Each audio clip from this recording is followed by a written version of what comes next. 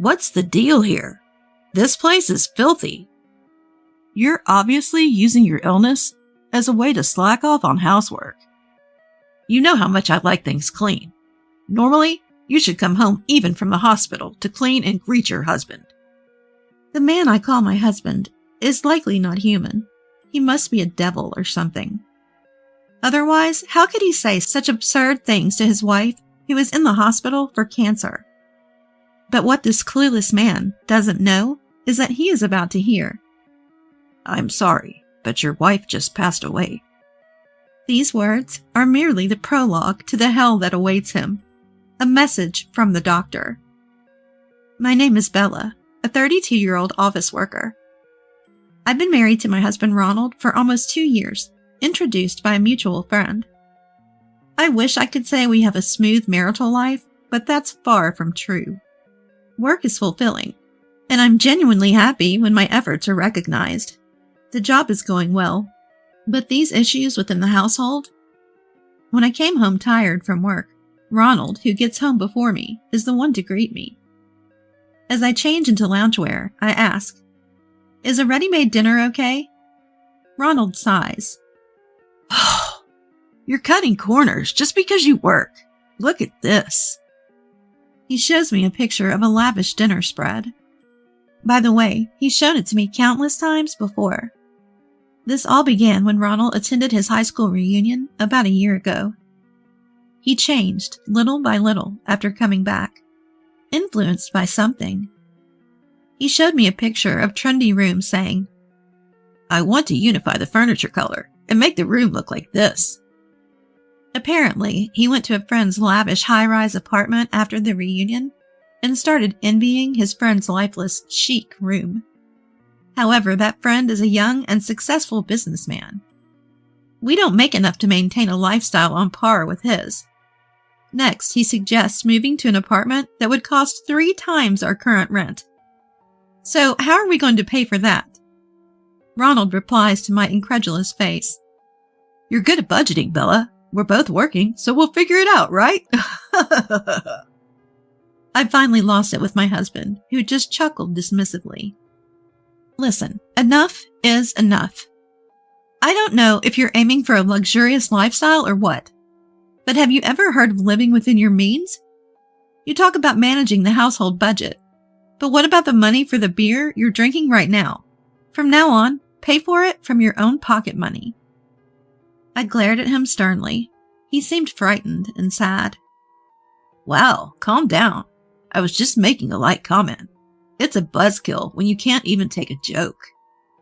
He muttered under his breath, but I knew he was absolutely serious. Our fights increased, and I started experiencing stomach pain more frequently. At first, I thought it was just stress, but then something alarming happened to my body. Unexplained bleeding that wouldn't stop. I went to a nearby hospital and was diagnosed with uterine cancer. I shivered involuntarily, even though it wasn't cold. The doctor then asked me, "Do you plan on having children in the future?" I was in such a bad condition that preserving my uterus was unlikely. Removal was the best option. I'll discuss it with my husband. I couldn't stop the tears as I drove home. Losing my uterus meant I could never have children again. How will Ronald react? He loves kids. What if he leaves me? When I got home, my husband and I had a long, heartfelt discussion about the diagnosis, treatment, and how he felt about it all. He was deeply shocked, but we made a decision.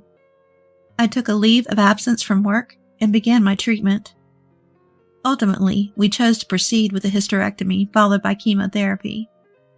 On the day of the surgery, my husband took time off work to accompany me to the hospital.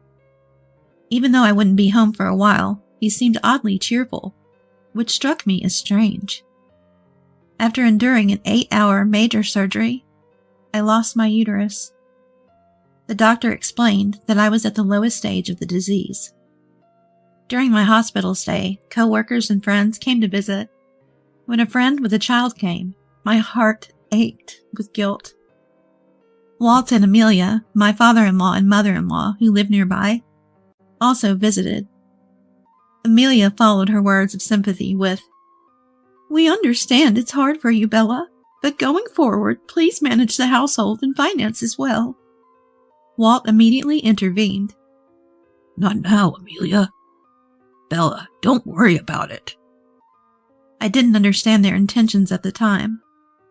As for my husband, Ronald, every time he came to visit, he was oddly upbeat. "You're going to be surprised when you get out, Bella. Just look forward to it." I had thought there might be a surprise awaiting for me based on what my husband said. But honestly, I was just happy that he visited me in the hospital. After a while, I got a temporary discharge from the hospital.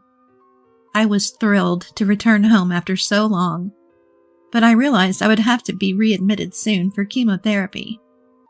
My husband picked me up and said, "Don't be shocked when you see the house, okay?" A feeling of unease washed over me. What? What is this? The moment I walked in, I was stunned. Our home had undergone a complete transformation. What used to be a light, airy space with white tones was now dark and chic, filled with black furniture. My favorite sofa, table, and even the rug were gone. In their place were pieces that catered entirely to my husband's taste. Even the appliances were new and black, as if coordinated to match everything else. When I froze in shock, my husband gleefully said, "Cool, right? I did this all by myself. Oh, we can exchange the wallpaper back when we leave, so that'll be an extra expense." I felt like collapsing. I suddenly remembered something and rushed to the bathroom. I rushed to our bedroom, only to find it completely altered too. "Where is my dresser?" Caught off guard, my husband stumbled for words. Sorry, I got carried away and, threw it away." I exploded in anger. "Threw it away? Are you kidding me? I've told you how important that dresser is to me, Ronald. Bring it back right now." Every shout intensified the pain from my surgeries. Ronald paused before blurting out, "Well, what's thrown away is thrown away. Deal with it. So annoying." Then he stormed out. Alone, in this unfamiliar space, I sank to the floor. I couldn't hold back the tears. That dresser was a cherished gift from my mom when I first moved out for my job. My parents divorced when I was in elementary school, and I'd lived with my mom ever since. She passed away in a car accident not long after I got married. That dresser was irreplaceable to me, and I had told Ronald many times. Whether he understood or simply forgot, the fact remained that I had lost something dear to me. Between my hospital stays, life became a living nightmare. I had been looking forward to coming home, but my husband continued to be in a bad mood. He barely spoke to me, and when he did, he'd say, "You're home all day. At least do some housework. Look at this dust. Are you really okay with this? It's embarrassing for a woman." "I can't. I'm in a recovery phase and need to rest," I responded. "How about you do some things for yourself for once? You only clean what's visible, Ronald. You could at least clean the drain or the toilet sometimes." From the next day, my husband started to be passive-aggressive. He would deliberately avoid washing my clothes. And when he bought food, he'd eat it in front of me, flaunting it. Tired of his childish behavior, I relied on friends for groceries. On the day of my readmission, my husband didn't accompany me. I went to the hospital alone. The chemotherapy was more grueling than I had imagined. The nausea was one thing, but seeing my carefully maintained hair fall out was deeply unsettling. And my husband? Shortly after my admission, he left for an extended business trip. I thought he might call to check on me, but he never did. One day, my mobile phone started ringing repeatedly. By this point, I had no energy to talk to my husband. Just as I was hesitating to pick up, he called the hospital. Switching the call to speaker, I heard him yell, "What the hell is this? The house is a mess. You're obviously just using your illness as an excuse to avoid housework. I like a clean house. You should be welcoming me home by cleaning." Even the nurse who handed me the phone looked distressed. To my surprise, it wasn't me who responded to my husband's ridiculous words. "Unfortunately, your wife has just..." "What?" "She just finished her discharge briefing and is about to handle some paperwork. Could you please not disrupt her with your nonsense?" My husband's flustered voice came through the phone. "If you'd been listening, who do you think you are? You could just clean yourself. I've been a doctor for many years, and I've never met someone as unreasonable as you. You're annoying." The attending doctor promptly hung up. The doctor quickly composed himself. "I apologize for my outburst. I have a daughter, and I got emotional." "Don't worry about it. Thank you, doctor. I plan on divorcing him anyway, so it's no big deal." Upon hearing my response, the doctor smiled, clearly relieved. "Well, that's good to hear." After getting discharged from the hospital, I headed straight to a particular place. Not long after, my husband Ronald burst into the room. His face flushed. "Bella, why are you here?" Seeing me, he didn't offer a word of concern. He just stood there frozen. "It's Bella's discharge day, so we came to pick her up. Now sit down, Ronald." Amelia, sitting beside me, said coldly. It looked like Ronald was hiding something. He blinked rapidly, visibly shaken. "Don't you think you owe Bella and us an apology?" Amelia said, but Ronald remained silent. "Ronald, you asked us for financial help, claiming that Bella was overspending. Isn't that all a lie?" Walt's furious voice echoed throughout the room. Ronald had been lying, and it was a pretty nasty lie at that. During my second hospital stay, Walt and Amelia had told me something. "Bella, we know it's not the best time, but we're not exactly flush with cash either. We hope this will be the last time we have to lend you money," Amelia said with a concerned expression. What are you talking about?" We looked at each other and realized for the first time that Ronald had been lying outrageously. It turned out Ronald had been getting financial help from Walt and Amelia, claiming that my overspending was straining our budget. Feeling emboldened, he'd approached them for money several times. "If it's hard for you to say, I can talk to Bella about it," Amelia had offered, but Ronald had flatly refused. Naturally, his story was pure fabrication. Even Walt and Amelia had grown suspicious of Ronald, who kept asking for money while I was hospitalized. Then he apparently pleaded for help again, claiming my hospital bills were astronomical. Upon hearing this, I instantly knew where the money was going. I said to Walt and Amelia, "Once you step into our home, you'll quickly see what Ronald spent the money on." I handed them the house key. As expected, Walt and Amelia came back to the hospital room with astonished looks on their face. "What's up with that room? How much did it cost to change it like that?" I didn't hold back when I told them that Ronald had acted on his own without consulting me. I explained about the terrible treatment I received during my temporary discharge from the hospital, and said I had no intention of continuing our married life, and was planning to divorce him. The most frustrating part was that he threw away the dresser my mom had bought for me. "I'm not coming back." Amelia grabbed my hand. Her eyes filled with tears. "The dresser? He threw away the dresser from your mom? Ronald will pay for this." Amelia became very emotional. In fact, Amelia and I had an awkward start. But during a visit to her family home, I had admired a beautiful chest. "It's lovely," I commented. Amelia beamed. "Actually, this chest was passed down from my grandmother to Mom, and from Mom to me." When I told her about my cherished dresser, she responded, "That's so wonderful. Keep it close. I don't have a daughter, so if you want, this chest is yours." I was really happy when she told me that. I have no intention of continuing as a couple with Ronald. Think about it. If the roles were reversed, I'd want to slap you right now. Ronald, now yelling, responded, Divorce is extreme. You should be grateful. I made that room stylish. I have to live in a room that's not even to my taste. I shot back. It's way too dark. Do you realize how depressing that is? Also, didn't you plan to use our joint savings for it? But couldn't because it's in my name. So you had to borrow from your parents? It seemed that I was right. Ronald's face turned bright red and he was speechless. We had a dual income arrangement.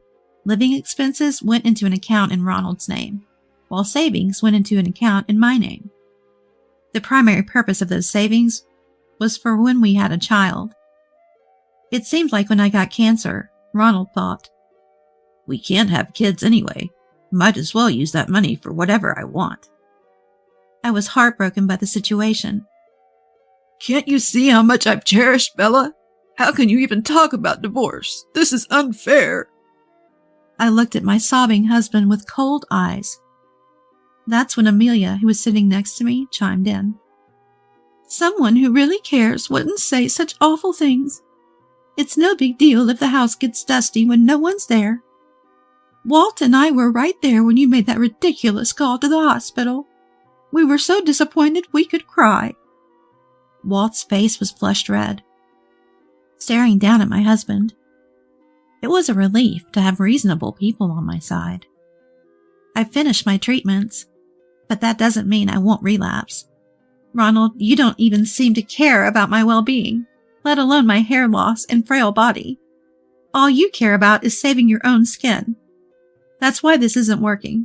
I've supported you, Ronald, but who's going to support me? My husband lowered his gaze and said nothing more. After that, we finalized our divorce. Thanks to Walt and Amelia's intervention, Ronald wasn't pleased, but the division of assets went largely in my favor. Reluctantly, Ronald repaid the money he had borrowed from Walt and Amelia. I was shocked to learn it was a whopping $10,000. Turns out Ronald couldn't afford to keep the apartment we'd been so particular about, and he had to move out. The floors were scratched from dragging furniture, and there were even holes in the walls. Even worse, it turned out he had replaced the wallpaper without permission. He insisted these damages were there when we moved in, but backed down when the management company produced move-in photos. By the way, I was the one who provided those photos. So it looks like Ronald incurred some repair costs when he moved out. It wasn't a huge sum, but he couldn't even pay that. He asked Walt and Amelia for help, but they disowned him and kicked him out. Amelia later told me. He's in a cheap apartment now, struggling with debt. I still think he should have just made do with what he had, instead of living beyond his means. I heard from a friend, who works at the same company as my ex-husband, that he's now viewed as the creep who tormented his sick wife, especially among the female staff. He brought it upon himself. He'll regret it for the rest of his life. As for me, I'm savoring living alone again after years, all while keeping a close eye on my health. I plan to return to work once I feel more stable physically. My boss has been understanding, telling me to take it at my own pace. I'm so grateful. I still catch up with Walt and Amelia from time to time. It's really great, that Mom's dresser came back to you, Amelia says during one of our phone chats. I nodded in agreement. When I moved, I took some stuff I didn't need anymore to a thrift shop. While the items were being appraised, I froze. Wait a minute. There it was. My dresser that my mom had given me. Whether someone found it in the dump and brought it in didn't matter to me.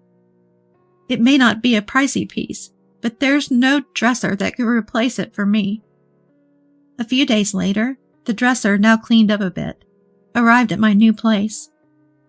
Etched in small letters on the back corner of the dresser were the words, "Bella, never give up," penned by my late mother. Life has its ups and downs, but remembering Mom's words has kept me pushing through. And that's not going to change. I'm all set to live my new life with strength and joy without backing down.